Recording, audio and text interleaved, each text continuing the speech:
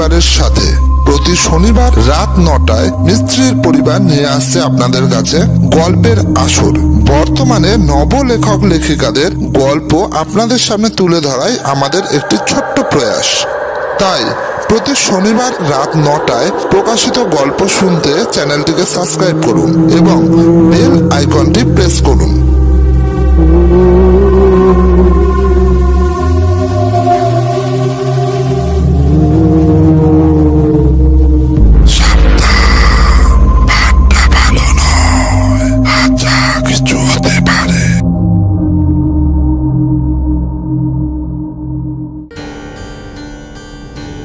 আজকে আপনারা শুনবেন মন্দিরা দে সরকারের লেখা রহস্যে ঘেরা ভূতের বাড়ি প্রথম পর্ব। আপনারা আমাদের সঙ্গে থাকুন আর গল্পটি শুনতে থাকুন।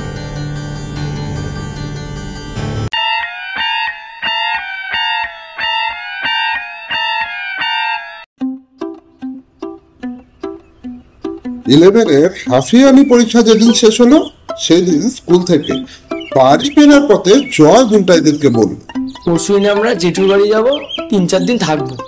বুলটাই বলল, যা, পরীক্ষার পর সবাই মিলে কয়েকটা দিন আনন্দ করবো ভাবছিলাম, আর তুই চলে যাবি।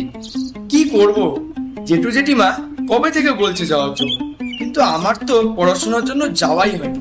বাবা মাঝে মাঝে যায়, কিন্তু মার আর আমার যাওয়াই হয়নি। নীল বলল, কোথায় তোর জেঠুর বাড়ি? সোনারপুর। আগে তো আমরা ওখানেই থাকতাম, এইটে উঠে ওখান থেকে চলে। বুলটাই বলল, যা, আর কি করা যাবে। জয় হঠাৎ বেশ উত্তেজিত হয়ে বলল, একটা কথা বলবো, তোরা আমার সঙ্গে চল না। বুলটাই বিস্মিত হয়ে বলল, আমরা সবাই? হ্যাঁ চল না, দারুণ মজা হবে। পুচাই বলল, তোর কি মাথা খারাপ হয়ে গেছে নাকি? আমরা যদি সবাই তো জেঠু জেঠিমা বাড়িতে যাই, তাহলে তো তোর জেঠু জেঠিমা পাগল হয়ে যাবে। আমাদের তো বাড়িতে রেখে নিজেরাই বাড়ি ছেড়ে পালাবে। পুচাইয়ের কথা শুনে সবাই হেসে উঠল, কিন্তু জয় একেবারে নাছর বান্দা হয়ে বলল, ইয়ার কি করিস না, চল না। আমি একা গেলে যাওয়া আসা নিয়ে 5 দিন তোদেরকে মিস করবো, আর 5 দিন ধরে বোর হবো। তার থেকে সবাই একসঙ্গে গেলে কদিন ওখানে বেশ হইচই করে কাটানো যাবে। নীল বলল, সে তো ঠিক, সবাই মিলে গেলে তো ভালোই লাগবে, কিন্তু যতই হোক আমরা এতদিন হঠাৎ করে চলে যাব, এতদিন থাকবো, তো জেঠু জেঠিমা তো একটু বিব্রত বোধ করতেই পারে। আরে না না, আমার জেঠু জেঠিমার সঙ্গে তোদের পরিচয় নেই বলে তোরা এরকম ভাবছিস। আমার জেঠু জেঠিমা লোকজন ভীষণ ভালোবাসে। আমি যদি এখন জেঠিমাকে ফোন করে বলি যে আমার বন্ধুরা আসবে, তাহলে জেঠিমা বলবে কালকেই নিয়ে আয়। বুলটাই বলল, ঠিক আছে, বাড়িতে গিয়ে বলি, দেখি কি বলে। জয় আজকে বেশ নাছর বান্দা হয়ে পড়েছে।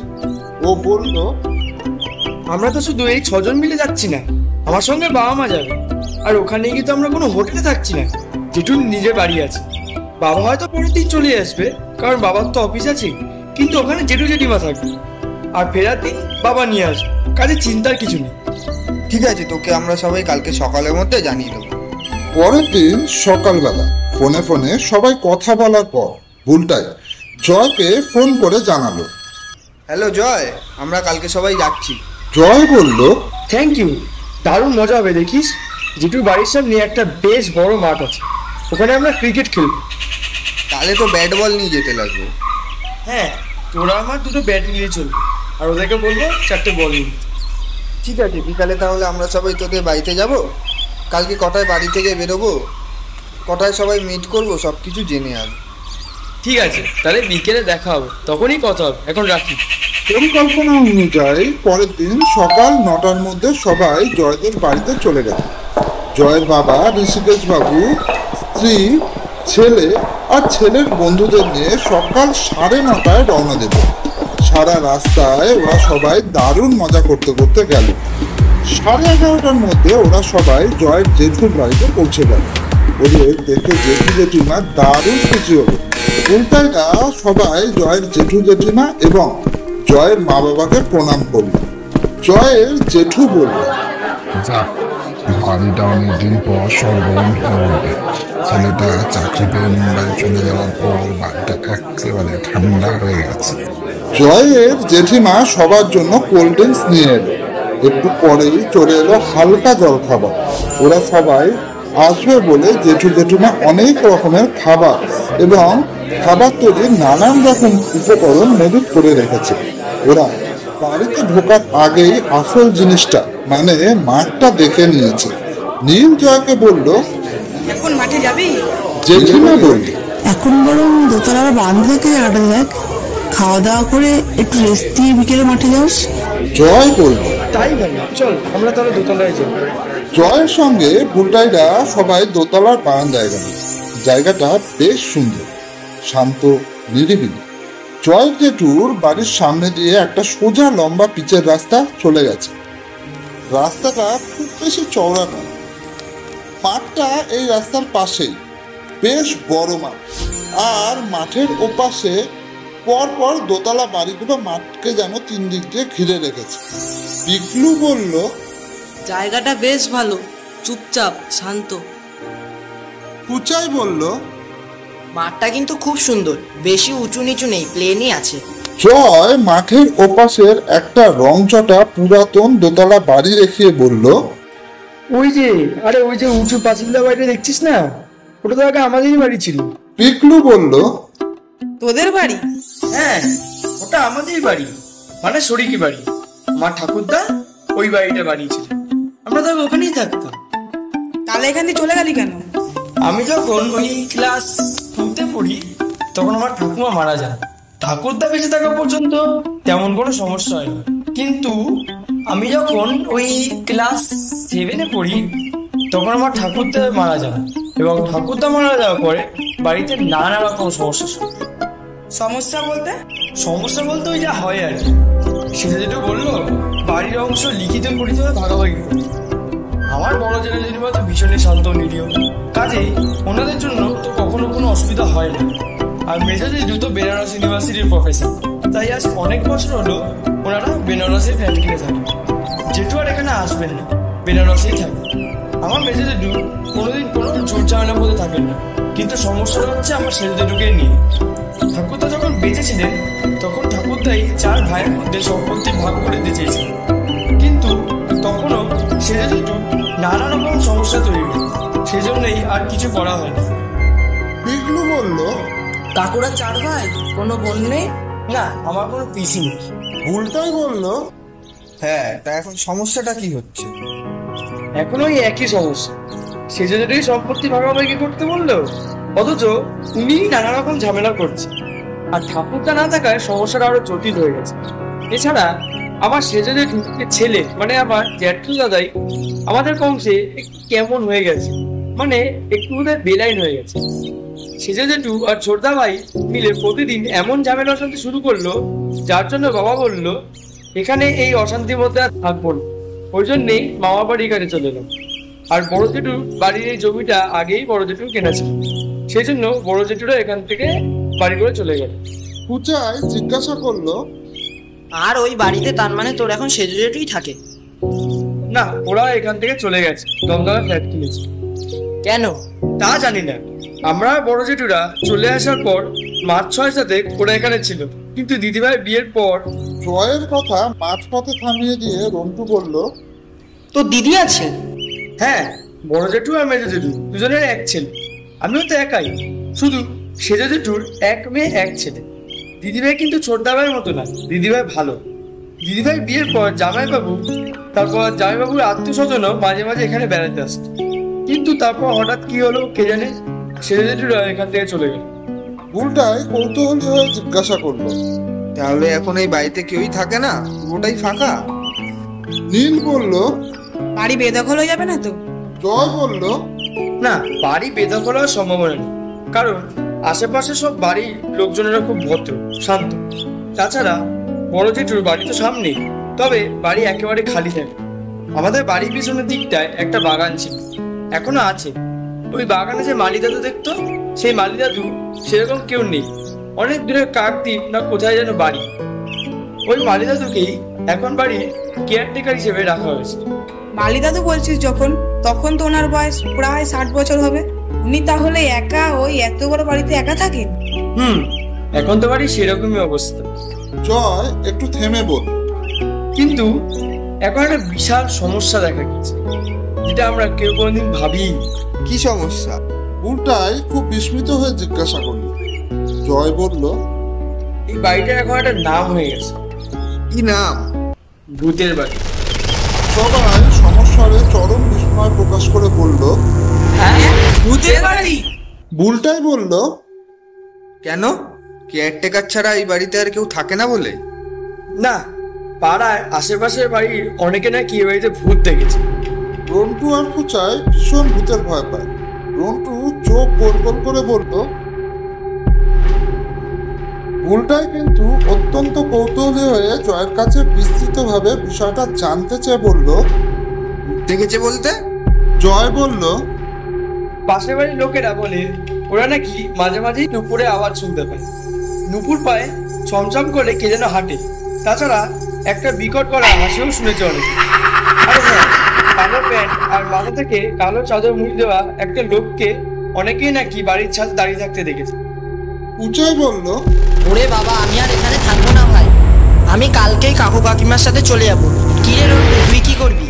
জয় বলল, ওই কালো চাদর গায়ে দেওয়া লোকটাকে দাঁড়িয়ে থাকতে আমার জেঠু জেঠিমাও দেখেছে। বুলটাই অত্যন্ত উৎসাহিত হয়ে বলল। তাই নাকি? আচ্ছা, লোকটা ছাদে উঠতো কোথা থেকে? কুচাই বলল, ভূত আবার কোথা দিয়ে উঠবে? ভূতের কি ছাদে ওঠার জন্য সিঁড়ি দরকার হয় নাকি? ভূতের চলাচল সর্বত্র। ভূত এমনি এমনি সব জায়গায় চলে যেতে পারে। বুলটাই জয়কে জিজ্ঞাসা করলো। আচ্ছা, লোকটাকে তো অনেকেই দাঁড়িয়ে থাকতে দেখেছে। লোকটার কি হয়? কোথায় যায়?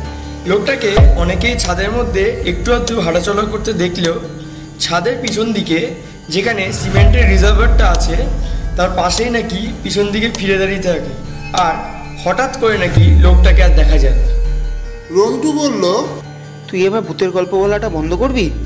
তোর এই সব ডেঞ্জারাস গল্পগুলো শুনে আমার হাত পা কাঁপতে শুরু করে দিয়েছে। জয় কিন্তু আবার বলতে শুরু করলো। আমার বড় জটুর ছেলে তো বাইরে পড়তো।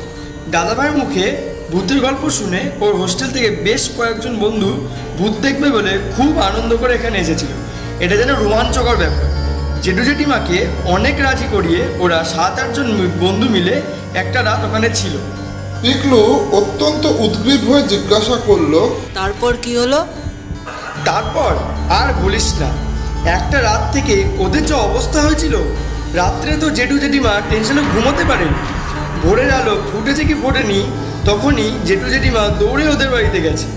গিয়ে দেখে এমন ভয় পেয়েছে রাত্রে যে ভয়ে আর্ধেকরা আধমরা হয়ে গেছে। একজন তো সেন্সলেস হয়ে গেছিল। জেঠুরা তখন গেছিল যখন মালিদা ওদের চোখে মুখে জল দিচ্ছিল, দিয়ে জ্ঞান ফেরাচ্ছিল। বুলটাই একটু গম্ভীর হয়ে বলল। রাতে কি হয়েছিল? এতদিন লোকেরা যা বলতো আমরা সেটা অতটা গুরুত্ব দিইনি, কিন্তু দাদা ভাইরা নিজেদের কানে শুনেছে গভীর রাতে নুপুর পায়ে ছমছম আওয়াজ করে কে যেন হেঁটে যাচ্ছে। আর তারপরেই ভূতের গলার সেই ভয়ঙ্কর হাসি। রিনের চোখও এবার গোল গোল হয়ে গেল। রিন্টু বলল, আমি হাত জোর করছি ভাই, এবার একটু থাম, আমি আর নিতে পারছি না। আর একটু শুনে নি, শুধু ভূতের হাসির আওয়াজ না। ওরা বলেছিল বাড়ির সব দরজা জানলা তো বন্ধ থাকে, অথচ ওই সময় বাড়ির সব দরজা জানলা নাকি খোলা বন্ধ হওয়ার আওয়াজ হয়। ভূতের সিনেমায় যেমন দরজা খোলা বন্ধ হওয়ার কেমন একটা বিচ্ছিরি আওয়াজ হয়, ওই রকম আওয়াজ। কুচাই শিউরে উঠে বলল। উফ, তুই আর গল্প পেলি না? এই ভূতের গল্পই শুরু করতে হলো তোকে? বুলটাই অস্থির হয়ে বলল, তুই বল। জয় আবার শুরু করলো। আমার মেজো জেঠুদেরও ওই একই অভিজ্ঞতা হয়েছে। মেজো জেঠুরা বেনারস থেকে এলে আগে তো ওই বাড়িতেই থাকতো। আমরা সবাই ওখান থেকে চলে আসার পর মেজো জেঠু যেবার এলো সেবার জেঠুকে না করে চলে গেল। কিন্তু মেজো জেঠু তখন বলেছিল ও ছোট ছেলেরা মানে আমার দাদা ভাইরা কি শুনতে কি শুনেছে ওসব ভূত বলে কিছু নেই। কিন্তু সেদিন রাত্রে ওরা এমন ভয় পেয়েছে যে পরের দিন সমস্ত লাগেজ টাগেজ নিয়ে বড় জেঠুর বাড়িতে চলে এসেছিল। এরপর আরও 2 বার যখন বেনারস থেকে এখানে এসেছে তখন আর ওই বাড়িমুখো হয়নি। এখন এলে বড় জেঠুর বাড়িতেই থাকে। মেজো জেঠু, জেঠিমা আর মেজদা ভাই বলেছে আর জীবনে কোনোদিন ওই বাড়িতে ঢুকবে না। আমি আর জীবনে কোনোদিন এখানে আসছি না। কুচাই বলল। বুলটাই হঠাৎ বলল, কালকে রাতে যাবি ওই বাড়িটায়? আচমকা বুলটাইয়ের এ কথা শুনে ফুচাইদের চোখ একেবারে স্থির হয়ে গেল। খানিকক্ষণ কারোর মুখে কোনো কথা শুনল না। তারপর নীরবতা ভঙ্গন করে ফুচাই বলল, তুই কি বলছিস? আমি তো কিছু বুঝতেই পারছি না, একটু বাংলা ভাষায় বলতো। বুলটাই অত্যন্ত দৃঢ়ভাবে বলল, কাল রাত্রিটা আমরা ওই বাড়িতেই কাটাবো। রিন্টু বলে উঠল, তুই কি খেপেছিস নাকি? ভূতের বাড়ি যাওয়ার আগেই দেখছি তোকে ভূতে ধরেছে। বুলটাই অত্যন্ত দৃঢ় কণ্ঠে বলল, আমি যাব, ব্যাস, এটাই আমার প্রথম এবং শেষ কথা। তোরা কি করবি সেই ডিসিশন তোরা নে। তোরা আমার সঙ্গে গেলে ভালো, আর না গেলে আমি একাই যাব, ওকে? বুলটাইয়ের এরকম স্থির সিদ্ধান্তর কথা শুনে সবাই কিরকম হতভম্ব হয়ে গেল। যে নীল এত মজার কথা বলতো সেই নীল পর্যন্ত চুপ হয়ে গেল। ফুচাইয়ের সমস্ত রাগ গিয়ে পড়ল জয়ের ওপরে। এই জয়টাই হলো যত নষ্টের গোড়া। তোকে এত ভূতের গল্প কে বলতে বলেছিল রে? তোদের বাড়ি, তোদের ভূত, তোদের ভূতের হাসি, এসব নিয়ে তোরাই থাক না, আমাদের খামোখা এইসবের মধ্যে টেনে আনলি কেন? রন্টু বলল, আমরা এক একটা বোকা কথা, আমাদের ওইদিকে যেমন খেলার মাঠ নেই, ওর মুখে খেলার মাঠের কথা শুনে আমরা আবার ব্যাট বল সব ট্রেনে করে বয়ে এনেছি। আগে যদি জানতাম ভূতের বাড়ির পাশে খেলার মাঠ, তাহলে কি আর আসতাম? জয় বলল, আমি কি করে জানবো ও এসব শুনে ওখানে যেতে চাইবে? এইসব শুনে ওই বাড়ির দিকে তাকাতে সাহস পায় না কেউ। আর ও এইসব শুনে রাত্রিবেলা ওখানে গো ধরেছে যাওয়ার, আমি কি করে বুঝবো? তুই জানিস না ওর মাথায় একটা পোকা আছে, সেটা মাঝে মাঝেই হঠাৎ নড়ে চড়ে ওঠে। বুলটাই বেশ গম্ভীরভাবে বলল, অনেকক্ষণ ধরে তোদের আলতু ফালতু কথা শুনছি, তোরা যাবি কি যাবি না পরিষ্কার করে বল তো। ফুচাই বুলটাইয়ের কাঁধে হাত রেখে একদম নরম গলায় বলল, ভুলটাই আমি বলছিলাম কি, ব্যাপারটা না একটু ঠান্ডা মাথায় ভেবে দেখ। ভূত তো আর আমাদেরকে ওই বাড়িতে যেতে বলেনি, কাজেই বিনা আমন্ত্রণে ভূতকে কিছু না জানিয়েই সবাই মিলে হঠাৎ করে রাতের বেলা ভূতের বাড়ি গেলে ভূত যদি আবার রেগে যায় তাহলে একটা বিধি কিচ্ছিরই ব্যাপার হবে। তাই বলছিলাম যে কি দরকার ওখানে যাবার, 3-4 দিনের জন্য বেড়াতে এসেছি, সবাই একসাথে হই হই করব আর তারপর বাড়ি চলে যাব। এসব রিক্সের মধ্যে না যাওয়াই ভালো। বুলটাই কথাগুলো বিন্দুমাত্র পাত্তা না দিয়ে বলল, এত কাছ থেকে ভূত দেখার সুযোগ পেয়েছি, সেটা এত সহজে ছেড়ে দেবো? নীল, তুই কি ঠিক করলি, যাবি কি যাবি না? নীল একটু ঢোক গিলে বলল, ভূত যে দেখতে ইচ্ছে করছে না সেটাও না, ভয় যে পাচ্ছি না সেটাও বলতে পারছি না। বুলটাই গম্ভীর গলায় বলল, পিকলু, টিকলুর গলা দিয়ে যেন আর স্বর বেরাচ্ছে না, তবু আস্তে আস্তে বলল, ছোট থেকে তো অনেক ভূতের গল্পই পড়েছি, শুনেছি, কিন্তু চোখের সামনে কোনোদিনও ভূতের বাড়ি দেখিনি। কাজেই একটা রোমাঞ্চ লাগছে ঠিকই, আবার ভয়ও করছে। এখন তুই যদি যাস তাহলে যাব। বুলটাই জয়ের কাছেও এইভাবে ওর সিদ্ধান্তের কথা জানতে চাইল। জয় বলল, আমি কি বলবো, ওরা তো আমার ওপরে এমনিতেই রেগে বোম হয়ে গেছে, তার উপর বাবা মা, জেঠু জেঠিমা, যখন ব্যাপারটা শুনবে তখন যে কি হবে তা তো আমি ভাবতেই পারছি না। এবার রন্টুর পালা। রন্টু বলল, ভয় তো প্রচণ্ডই লাগছে, কিন্তু তাই বলে তোকে তো আর আমরা একা ছেড়ে দিতে পারি না। সবশেষে ফুচাই এতক্ষণ কপালে হাত দিয়ে সবার শেষ সিদ্ধান্তের কথা শুনছিল, এবার কপাল থেকে হাত নামিয়ে বলল, যদি না যাস তাহলে খুব ভালো, কিন্তু যদি যাস তাহলে আমরাও তোর সাথে যাব। যা হয় হবে, কি আর করা যাবে। কুষ্টিতে আমার মনে হয় ভূতের হাতেই মৃত্যু লেখা আছে, কি আর করব, এটাকে তো আর খণ্ডাতে পারবো না। বুলটাই এবার একটু হেসে বলল, তোরা সবাই এত ঘাবড়াচ্ছিস কেন? দেখ না, সবাই মিলে একটা দারুণ অ্যাডভেঞ্চার হবে। টিকলু বলল, কিন্তু বড়দেরকে রাজি করবো কি করে? ওসব আমার ওপর ছেড়ে দে। তবে হ্যাঁ, তোরা কিন্তু এখন এই সম্পর্কে কারোকে কোনো কথা বলবি না। কাল কাকু কাকিমা বের হয়ে গেলে তারপর বলবো। ফুচাই বলল, বুলটাই, এত ভয় পাচ্ছিস কেন? দেখাই যাক না কি হয়, ভূতেরা থাকে না আমরা থাকি।